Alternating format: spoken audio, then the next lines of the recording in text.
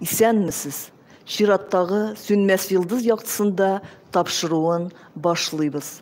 Тапшыру Кәрим Тинчуринның тормыш юлы һәм иҗатына багышлана. Бүгенге очрашуыбызның хөрмәтле кунагы белән дә таныштырыйк. Әдәбият галиме, тәнкыйтьче, педагог Әлфәт Мәхсүмҗан улы Закирҗанов бездә кунакта. Хәерле көн. Хәерле көн, Әлфәт әфәнде. Килүегез өчен зур рәхмәт. Инде менә сезнең шундый дәрәҗәле исемнәрегезне санап киткәндә, алар бик күп, санап бетерлек тә түгел. Мин инде шундый иң якынын әйтәсем килә. Сез безнең театрыбызның якын дусты. Моның белән килешәсездер, шулай бит? Килешәм һәм бик сөенәм. Рәхмәт. Чөнки менә нинди генә чаралар булса да, конференцияләр, фестивальләр, конкурслар, әсәр уку, сез һәр вакыт безнең белән, безнең арада. Зур рәхмәт сезгә. Бүгенге очрашуга без сезне Кәрим Тинчуринның тормыш юлын һәм иҗатын тирәнтен өйрәнгән шәхес буларак чакырдык. Кәрим Гали улы Тинчуринга Ходай 50 генә яшь гомер биргән. 1910 елдан алып исәпләгәндә, бары тик 27 елга якын иҗат чоры җыела. Шушы кыска гына да ул татар халкының мәдәнияте, сәнгать өлкәсендә җуелмас эз салып өлгерә. Аның иҗат мирасы бүген дә безнең белән. Ул яши, халкыбызны тәрбияләүдә армый, талмый хезмәт итә. Әлфәт әфәнде, менә шундый матур, тирән мәгънәле фикерләр белән сез дә килешәсездер дип уйлыйм. Һәм инде фикергә кушылырга чакырам. Рәхим итегез. Әйе, бик рәхәтләнеп, Розалия ханым. Чынлап та Кәрим Тинчурин исеме татар мәдәнияты күгендә балкыган бер йолдыз. Һәм аның исеме инде татар драматургиясе, татар театры тарихына чынлап та алтын хәрефләр белән язылган дип әйтә алабыз. Аллага шөкер, татар халкы олы шәхесләргә бай. Без борынгы чорлардан бүгенгә кадәр дистәләгән, хәтта йөзләгән шәхеснең исемен атай алабыз.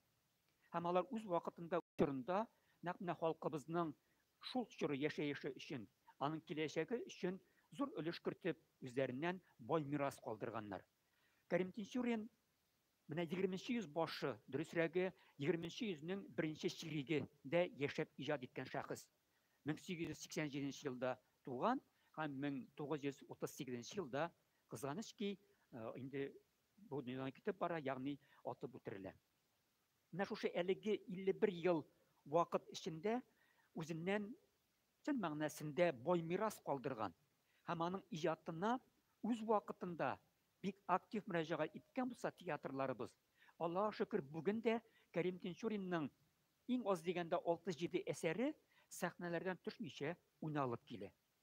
Шуңа да без менә Тинчуринның гомумән драматургия, татар театры тарихындагы урыны нидән гыйбрәт дигән сорауга җавап эзли башласак, карагыз, ул бердән киң кырлы шәхес булган. Ягъни, күп кырлы. Бер яктан ул артист буларак, инде 1910 елда Сәйяр труппасына килеп кушылганнан соң, Габдулла Кариев белән берлектә эшли башлыйлар, аның җитәкчелегендә инде артист буларак дистәгән рольдә чыгыш ясый һәм киң танылу ала. Ул вакыттагы язмаларның бер өлеше генә булса да тамашачыларыбызга таныштыр дип уйлыйм мин. Хәтта театр тәнкыйтьчесе Габдурахман Карәмнең Кәрим Тинчуринның инде беренче рольләренә үк аның табигый талантка ия булуы турындагы фикерләрне әйтә һәм буларны алга таба зур бәя биреп, алга таба үстерелгәнлеген күрәбез. Икенчедән, әлеге аның күп кырлы эшчәнлегенең зур бер тармагы драматургия. Без бүген татар драматургиясе турында сүз алып барганда Тинчуринны нәкъ менә 20нче йөз башы һәм 20-30 елларда татар драматургиясендә әйдәп баручы автор, әдип, драматург дип атыйбыз. Чөнки аның әсәрләре әйткәнебезчә үз чорында татар драматургиясенең әдәби төр буларак әле нинди юнәлештән үсеп китәчәгенә юл салып калдырган. Һәм билгеле инде режиссер буларак, аннан да бирәк оештыручы, талантлы оештыручы буларак театрыбыз тарихында бәхәссез үз урынын алып тора. Менә мин дә килешәм, Әлфәт әфәнде, менә Фәннәр академиясендә безнең Россия күләм конференция булды бит инде шулай дип. Менә сез дә анда бер чыгышыгызда болай дигән идегез. Татар театрының тарихын һәм драматургиясын Кәрим Тинчуриннан башка күз алдына да китереп булмый. Шушы фикерне сез инде әйтә дә башладыгыз, әйбит, һәм тулыландырсагыз яхшы булыр иде. Чынлап та татар театры 19 йөз ахырында үй театры буларак беренче спектакльләр уйналуын белсәк тә, аның ныклап торып аякка басуы 20 йөз башында була. Без инде рәсми төстә 1906 елны атыйбыз татар театрының мәйданга килүе дип, аңа кадәр өйләрдә, мәдрәсәләрдә уйналып килгән. Һәм беренче ел вакыт үтүгә, аның беренче адымнарыннан ук дип әйтергә мөмкин, инде Ильяс Ашказарский, аннан соң безнең атаклы Габдулла Кариевлар җитәкчелегендә үсеп киткән. Һәм әйткәнемчә, менә инде 1910 елдан әлеге театрда ул артист. Ягъни театрның үсеше өчен кирәк булган әйбер ул драматик материал, пьеса дибез. Икенчедән, аның җитәкчесе, оештыручысы һәм артистлары булу кирәк.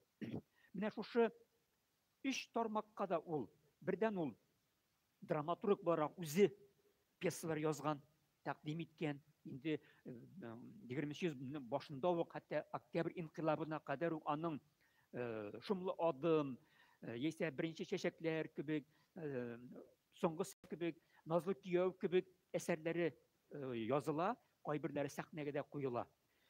Икенчедән, артист буларак әйттем инде, үзенең осталыгын күрсәткән, ягъни ул бер яктан сәхнәне әйбәт белүе, икенче яктан тормышны яхшы белүе, аңа драма әсәрләре язуга әйбәт тормышчан материал биргән дип саныйм мин.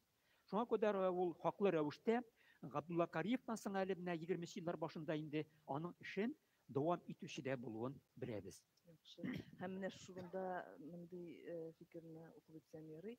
Күренекле язучыбыз Гадел Кутуй бер мәкаләсендә болай ди: Кәрим Тинчурин Габдулла Кариев белән бергә милли театрыбызның төзүчеләренең берсе. Моны һич курыкмыйча, шикләнүләрсез әйтергә мөмкин ди. Шуннан да шулай. Әйе, менә 20 елларда Гадел Кутуй барыбызга таныш булган, танылган һәм шагыйрь, һәм прозаик, аның инде тапшырылмаган хатларын белмәгән татар укучысы юктыр. Ул үз вакытында чынлап та театр яраткан, тәнкыйть мәкаләләре язган, һәм күрәбез аның эшчәнлегенә, Тинчурин эшчәнлегенә бик югары бәя биреп, Габдулла Кариев белән янәшә куя. Алай гына да түгел, аның эшен дәвам итүче, аның укучысы, аның шәкерте сыйфатында бәяли. Менә мин алдарак әйткән фикерләрне дәвам итәбез икән. Кызганыч ки, Габдулла Кариев 18 елда вафат була. Аның вафатыннан соң, менә әле күпме дәрәҗәдә сәйәрнең, яисә башка труппаларның бераз гына инде таркаурак халәттә яшәгән. Чөнки 17-18 еллардагы инкыйлаплар илдәге әлеге баш-баштаклык дип әйтикме, буталыш дип әйтикме, ул барыбер бөтен кешегә йогынты ясаган. Ниндидер аңлашылмаучылык ул илне биләп алган бит инде. Һәм гражданнар сугышы бит әле башланып китә, ватандашлар сугышы. Шушы вакытта Габдулла Кариев исемендәге труппа оештыру, аның белән дә Тинчурин җитәкчелек итү омтылышы ясый. Кызганыч ки, әлеге сугыш вакыйгалары аны үз чагынышына тартып ала. 18 елда Казанга акла килеп кергәнлеген беләбез, акчыклар. Аннан соң Кәрим Тинчурин ул Самар ягына китә, кабат Орукка күчкәнлеген беләбез. 21-22 елларда Үзбәкстанда яши, шул Ташкентта яши, анда зур эшчәнлек алып бара, үзбәк дусларыбызга театр оештыруга ныклап торып ярдәм итә. Шушындый шартларда Совет власты театрның, сәнгатьнең, мәдәниятның урынын, ролен яхшы аңлаган. Чөнки ул үзенең идеологиясен халыкка җиткерүнең бик үтемле. Татар тамаша ярата. Һәм театр оеша икән, татарның йөри икәнен белә. Инде шушы театр дигән тамаша түреннән файдаланып, сәхнәдән нәрсә күрсәтәсең, тамашачыга нинди рухтагы, нинди рухи азык бирәсең. Әйе, моны Совет власты яхшы аңлаган. Шуңа күрә дә ул әлеге талантлы шәхесне 22 елда Казанга кайтаралар, чакырып кайтаралар һәм Кызыл Октябрь исемендәге татар дәүләт театры оештырып, шуның эшчәнлеген башлап җибәрү бурычы куела. Ягъни жетекчилик ите башлый. Ягъни Абдулла Кариевтан соң шулай бүленеп калган, яисә төрле фронт бригадалары, фронт труппалары рәвешендә генә яшәгән театрыбыз хәзер инде дәүләт театры буларак үзенең эшен башлый. Аллага шөкер дип әйтик, Совет власты моңа һичшиксез зур урын биргән һәм ул безнең халык өчен дә һичшиксез әйбәт күренеш булган. Кәрим Тинчурин менә аның беренче җитәкчесе итеп билгеләнә. Кариев эшен сынап торып дәвам итә. Рәхмәт, бик эчтәлекле җавап булды бу. Кәрим Тинчурин драма һәм комедияләре бүген дә сәхнәләребез түрендә, бүген дә гөрләп бара, бүген дә тулы заллар. Хикмәт нәрсәдә?